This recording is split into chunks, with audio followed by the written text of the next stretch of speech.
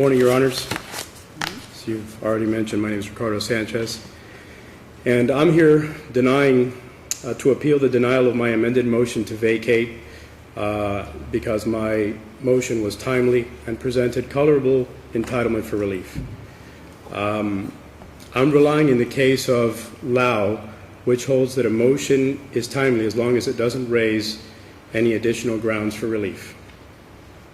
My amended motion raised the same grounds for relief, fraud upon the court to cure their lack of standing.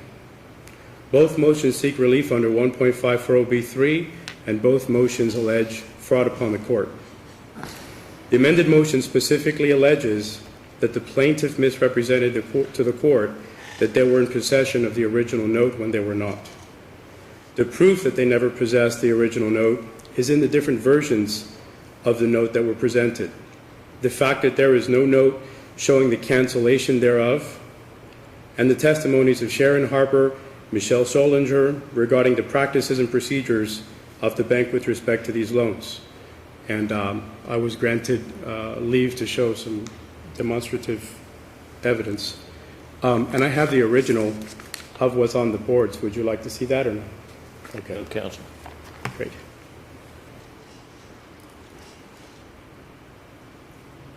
First, we have the mortgage that was attached to the complaint. And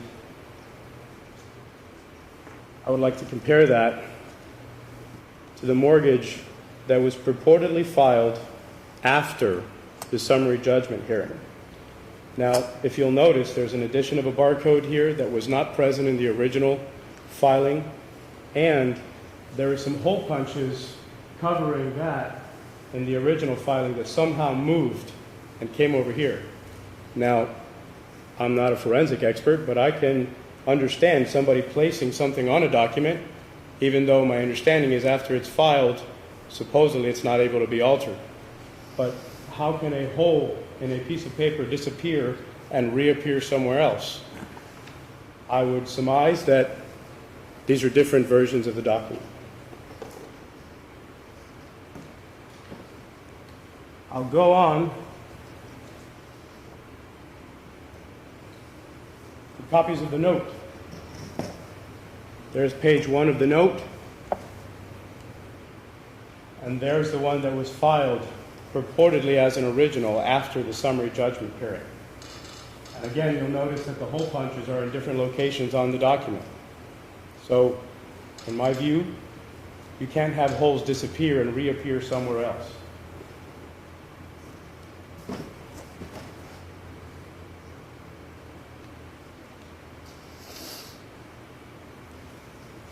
Page 2 of the note, the one filed with the complaint, and the one purportedly filed after summary judgment. Again, the hole punches are in different locations.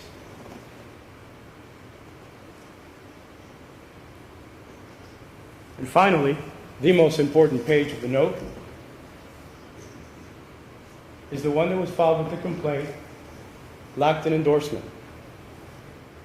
The one that was filed after summary judgment hearing in violation of 1.510, in which they need to serve and file any new evidence with the court prior to summary judgment hearing, again shows holes in different places, and this time there is a note present. Sharon Harper testified in my case that the bank received possession of the note 4 days after closing. And their procedure at that time, under deposition of people from the bank, was that they would receive the document, they would image it, and then they would send it off to the vault, where it would have a stamp placed upon it and placed in the vault.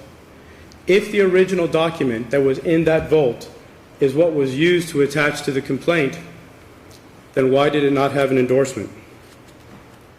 So, in this case, because the note is endorsed in blank, if at all, and because the signature on the endorsement is with a commercial stamp, the bank needs to have the note in their possession in order to enforce it. And that's in Troop versus Redner, Florida, 2nd DCA.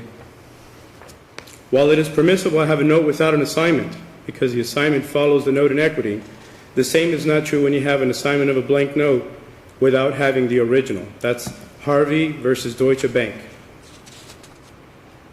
2011, 4th ECA. Secondly, I'm appealing the denial of the original motion to vacate based on a defective assignment. The evidence in the hearing provided a preponderance. Counsel, or Mr. Sanchez, if you wish to reserve some time, you have about 1 minute. Wow. Okay. No problem. I'll speed up. 1 minute.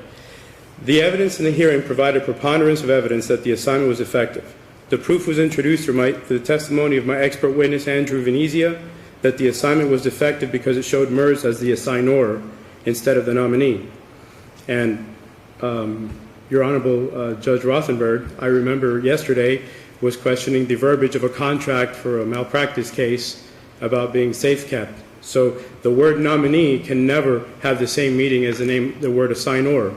Those two are completely different, and that was not there. And I even have an affidavit from the notary that was purportedly there when this assignment got executed, stating that she has no records of this ever occurring. I was not introduced in the circuit because I didn't have that at that time, but that's just the way it is. Finally, I'm appealing the affirmation of the summary judgment. It's improper where the affidavits are missing. For example, the affidavit of reasonable attorney's fees was not executed until the day of the hearing in Hillsborough County, then filed 7 days, I believe it was 7 days later. Copy of the original note was not present at the summary judgment hearing or served prior. And in the case of Servideo, the court held that error in granting final summary judgment of foreclosure where a appellee failed to file with the court a copy of the original note and mortgage prior to the entry of judgment. Counsel, thank you. Or Mr. Sanchez, thank you. Okay. So I take these down now? Yes, please. Thank you very much.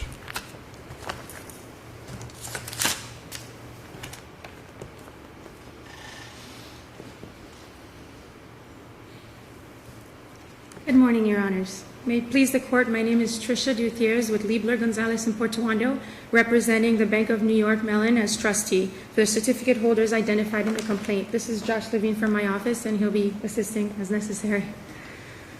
There is no error or injustice for this Court to redress with regard to the trial court orders denying appellant's verified motions to vacate the final judgment for absence of subject matter jurisdiction, and his second motion, which he called an amended motion, yet was filed over 2 years after the final judgment. It is well established that a Rule 1.540 motion is not a substitute for a direct appeal, much less for timely preservation of error in the underlying action itself. Thus, appellant is not entitled to a plain review or a direct review of the final judgment. The issue before the Court is whether the trial court erred in denying borrowers' post-judgment motions to vacate the summary judgment. Keep in mind that a direct review of the foreclosure judgment is not before this Court today. In his brief, appellant goes back and forth on the proper standard of review before this Court. As we are here only on a motion for relief from judgment, the only standard of review before this Court is an abuse of discretion. Not de novo, because we are not here on the interpretation of a rule or any of the other arguments made about this Court's jurisdiction. I can discuss the facts if the Court would like, or I can...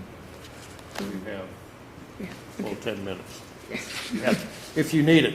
No, well, the only thing I would like to mention as far as the facts is concerned was that Mr. Sanchez was served with a copy of the note. As a matter of fact, it seems like he's the last person who saw it because it was in the clerk file and then disappeared after he didn't see it, I guess, after he requested the record for a second time from the clerk. We filed a notice with this Court that the clerk actually gave us, or the trial court gave us an affidavit saying that the note was in fact filed and it was in the record, but it disappeared. And as a matter of fact, there's a new administrative order asking counsel not to file notes anymore. And I would also like to object to the statements about the notary, which is not before this Court as it was not presented to the trial court. With regard to the verified amended motion to vacate, it was properly denied because it was over 2 years after the final judgment. It was untimely, and with the 1-year limitation, as with other jurisdictional limits, it cannot be extended for any reason. In addition, the amended motion did not relate back, as it was on completely different grounds. The first motion dealt with subject matter jurisdiction, and it discussed the assignment of mortgage. The second motion dealt with a completely different argument regarding standing.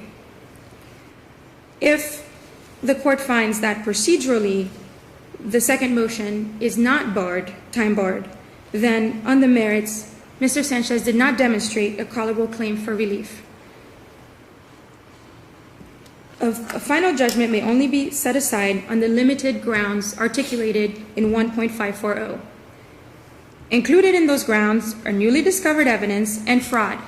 However, it has to be a colorable claim, and he did not make one. The issue of the assignment of mortgage is irrelevant.